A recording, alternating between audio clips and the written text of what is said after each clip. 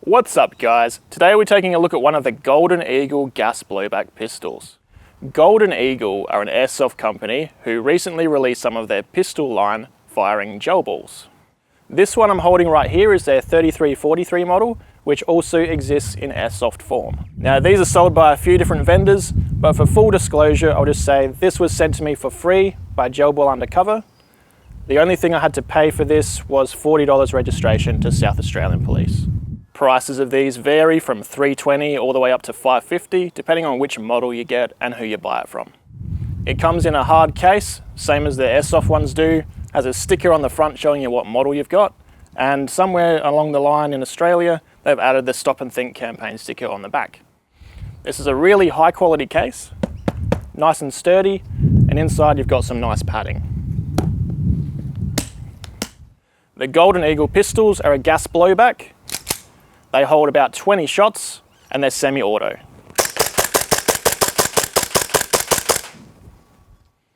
There's a few different models of these to choose from. The model that I have here has more of a modern looking slide with a 2011 style frame and a 5.1 inch barrel equivalent in real steel. You can also get tan coloured pistols, you can get single part 1911 frames, you can get shorter 4.3 inch pistols, and you can get models like the 3313 which have more of a traditional Vietnam styling to them. Has a metal slide, metal frame, pretty much every part of this is metal aside from the polymer grip. Something I did find out though is the inner barrel is plastic. On the airsoft version they've got a brass barrel, so I don't know why they skimped us on that, but you can easily swap it out with a steel one or brass one, whatever you want to go with, just by taking it apart and swapping it out. Something else I found out which is a little disappointing is the outer barrel is threaded in 11mm clockwise thread. So if you want to use anything like a Muzzletech hop-up or a tracer unit, you're going to need to get adapters because those are all 11mm counterclockwise or 14mm. This model here is all black with some silver accents, so you've got the silver barrel, silver hammer, silver grip safety, silver trigger safety, you've got the silver slide lock and the actual silver trigger. The trigger is really light. I quite like it, it's not too heavy. The slide does have a little bit of slop to it, side to side. Might be able to hear it if I put it next to the mic. And it's also got what I believe is a fake fibre optic front sight and an adjustable rear sight. Also, it has a flared mag well, so getting your mag in is nice and easy. It has some nice weight to it. I'd say with the mag inserted, it weighs just under 1 kilo, which is way heavier than any electric pistols I've ever used. It has a functioning grip safety, so if you try and pull the trigger without your hand on there, you physically can't.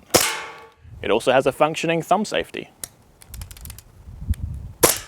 And finally, I'd have to say this is very comfortable to hold. You can buy extra mags for these. They're also compatible with a brand called Double Bell, which have a bit of a softer spring in them, so some people have reported they're getting crushed gels in the stock mag because the spring's too strong. So if that's an issue you're having, try the Double Bells. They've got a softer spring. The issue I've found with them though is they don't lock the slide back when it's empty. Now, depending on which model you buy, it'll either come with a single stack CO2 mag or a double stack green gas mag. You can also get single stack green gas mags, but they're pretty much sold out everywhere that I've looked. But the main thing to keep in mind if you're new to gas blowback pistols is if your pistol takes a single stack mag, you have to use single stack. And if yours takes double stack like mine does, you have to use double stack. Now, unlike a double stack in real steel terms, they hold about the same amount of gels. The only advantage is that the green gas mags in double stack hold a higher capacity of gas, so you don't have to refill them as often. Personally, I prefer green gas, and I think most people do as well. But if you've got a CO2 mag, all you have to do is unscrew that nut out the bottom, push the CO2 canister in, and then tighten the nut back up. Also, before using your CO2 mag, you should oil the 2 valves on it. So take some silicone gun oil, this one's made by Abbey, and just put a drop on the top valve, put a drop down inside where the CO2 canister goes, and that'll just lubricate your O-rings, make sure they don't leak and they don't dry out. You should also oil inside the pistol itself to make sure the slide moves freely. Most retailers will actually oil the blaster for you before selling it. I know GBU do. I don't think iHobby and other wholesalers do though. But to oil it yourself, all you need to do is push something in there, remove your slide lock, like so, and then the slide will come forward and off. And all you need to do is drip some oil on these tracks here that the slide goes through, that side and that side, and then you can put your slide back on.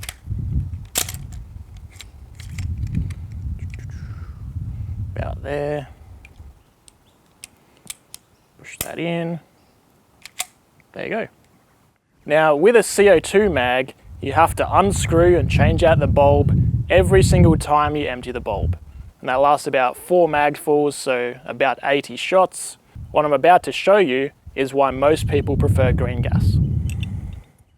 When a green gas mag is empty, it only takes about 5 seconds to refill. All you need to do is grab a can of gas.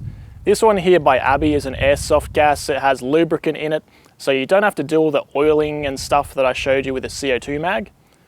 But all you do is you take the cap off, make sure the can is upside down, and you push it into that valve until there's a bit of blow off of extra gas, and that's how you know that it's full.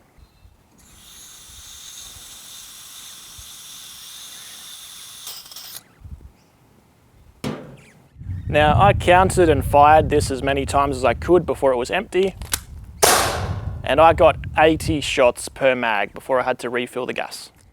A much cheaper option to using the pre-lubricated airsoft gas though, because they're about $30 a bottle, you can instead get an adapter for your mag so it can take propane. And then you just go to a hardware store, buy some propane, and you fill it up, but it doesn't have the lubricant. So you will have to use the same kind of oiling as you do with CO2 mags. Now, in case you haven't used a gas blowback pistol before, there is a particular way to load the mags, which is different than an AEG. What you want to have is one of these speed loaders, which when you push down on the plunger, it pushes out a gel ball. And what you do is you pull back the spring, put the speed loader over the groove there, and you push in about 20 gel balls, or until one breaks and you know that it's about 20. Then you can load up your blaster, rack the slide, because that's how you get your first gel ball loaded into the barrel, and then you're ready to fire. Alright, I reckon I've covered pretty much everything I want to say about gas blowback. Being brand new to it because of the new law changes in South Australia that actually allow us to have these now, I reckon I've pretty much explained what I would want to know coming into this. So now I'll set up my chronograph and we'll see what kind of velocities we'll get out of this. Keeping in mind that green gas operates at a lower PSI than CO2, so with a CO2 you'll probably get around 300 feet per second at a guess, whereas with green gas you'll probably get a bit lower at about 270. And actually that brings up a quick point I want to explain. In hot conditions, talking 35 degrees or higher, you cannot use CO2. The higher the temperature is, the higher the PSI of the gas, and you'll end up breaking stuff if you use CO2. Opposite to that though, using green gas in really cold conditions, so say you take it to the snow or something, the pressure will be too low to actually push a gel out of the blaster. Overall though, green gas should work in most temperatures that we play at here in Australia. Here we go. 272, 290, 280, error, 280, 271, 273, 259, 266, 246, 269, 239. All right, I reckon this Crony is not the best for gel balls, but we're getting about 260, 270 average. I will just add that it's 22 degrees right now, so on a hotter day you'll get higher velocities, and with CO2 you'll get higher velocities. So that was the Crony test. I reckon we got an average of about 260 to 270. I haven't done the maths on it, so I'll put that up on the screen later. But now I'm very interested to get this clamped down on a vise and see how accurate it is at 30 meters. So let's go do that. All right, so I'm going to be 30 meters away. This target is 1 meter in diameter. Let's see how accurately this shoots. Let's go.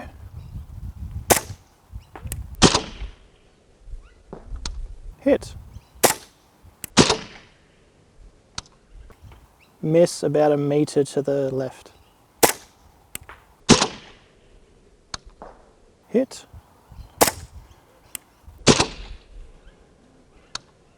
Low, but center. Hit.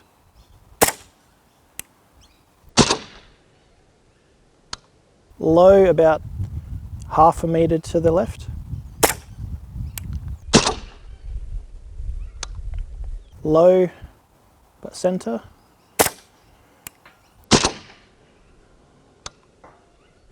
About 1 meter to the right. Oh, about 1 meter over the top of the target.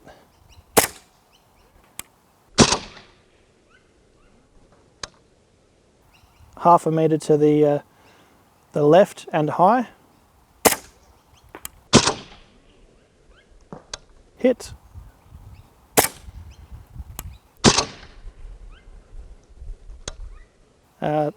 It would have hit the target on the right hand side, but it was about 1/2 meter low.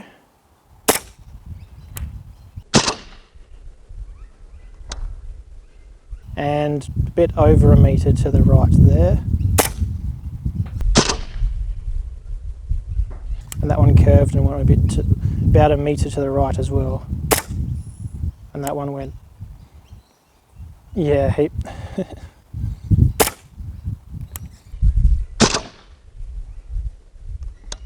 Center but low,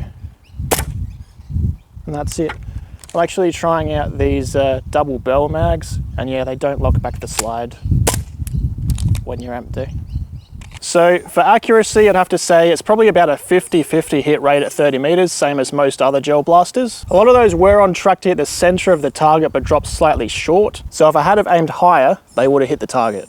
I do reckon the accuracy could be improved by adding a muzzle tech hop up, but until my adapters arrive, you can see the muzzle tech is the complete opposite thread direction of this pistol.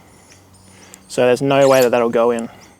Overall, I reckon this is a really awesome pistol. Today I'm going to head out on the field and use this as a primary with a bunch of extra mags and just get up close to people and pop them with a pistol. Normally though, I reckon I'll use this as a sidearm to something more accurate and long range like my M20 Construct. I got myself a holster that makes holding it as a sidearm much easier. But now I want to grab my GoPro, head out on the field and end this video with some gameplay. Thanks for watching. I'll see you on the next one. I've got a license, so nice. Bought it in from Queensland, but it's only got 20 shots in it, so just take a couple of shots each, I reckon. Yeah. Start from the left, go around. Should be ready to fire. Huh? Oh, your safety on? Yeah. Yeah. There you go. Jesus. Oh, that sounds like good. All right, pass it around. Your hand has to be on the back. Can I cock it back? That'll load a second gel, so you only want one in it. That is cool. Fuck yeah. It kicks like a real gun, right? Got a bit of kick with it. Yeah, it's awesome. It's very realistic. Heavy as well, you know, I have to say that. That's cool. Jesus. Have a go. Yeah, it's quite, it feels like a wow. gun, doesn't it? Yeah, that is so cool. Yeah, it's cool. Jesus. It's so realistic. That has got some weight. That's probably the. Oh, that's got some fucking niceness to it, man. That's awesome. That is got some really nice weight.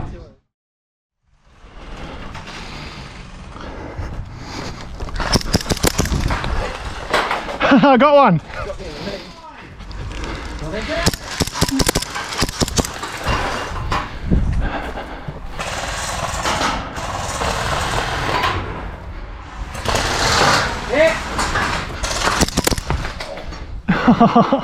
In the face.